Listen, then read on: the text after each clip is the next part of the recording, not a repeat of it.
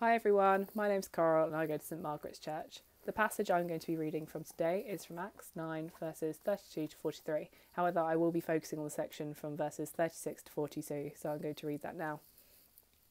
In Joppa there was a disciple named Tabitha.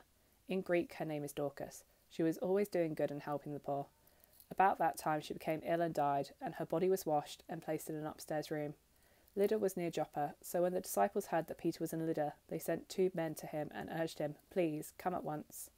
Peter went with them, and when he arrived, he was taken upstairs to the room. All the widows stood round him, crying and showing him the robes and other clothes that Dorcas had made while she was still with them. Peter sent them out of the room. Then he got down on his knees and prayed. Turning towards the dead woman, he said, "Tabitha, get up." She opened her eyes, and seeing Peter, she sat up.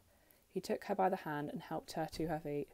Then he called for the believers, especially the widows, and presented her to them alive. This became known all over Joppa, and many people believed in the Lord. So, when I read this passage, 3 things stood out to me. The first thing that stood out to me is the way that Tabitha is described. She is described as a disciple, which doesn't happen very often to women in the New Testament. As a disciple, we know that she was a devoted follower of Jesus. She is further described as always doing good and helping the poor. Her actions show a gift of kindness.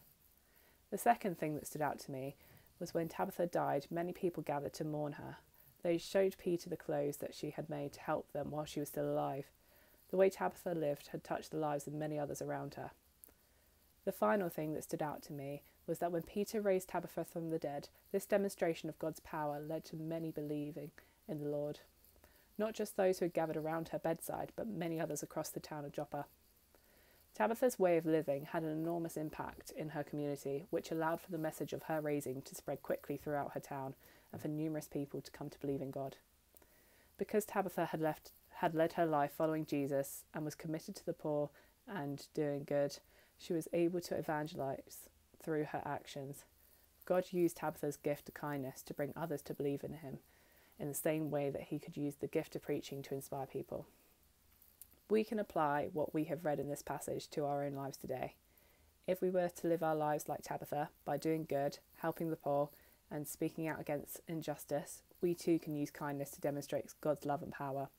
We can evangelise through our actions. I personally have found that when I act after reflecting on how Jesus would have acted in the same circumstances, that is when people have asked me more about Christianity and my own faith. If we act with kindness and love, God's own love pours out from us, reaching others. Therefore, I have 2 challenges from this passage. The first is to have a think about how your actions as a Christian are portraying God's love and the Christian message to others. Are you always acting in the way that's best demonstrating God's character? The second challenge is how during these hard times can you use kindness to show God's love?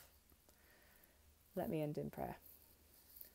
Lord, I thank you that we can turn to your word and learn how to live in a way that you want us to. Thank you that you give us the gift of kindness and that we can use this to help bring people closer to you.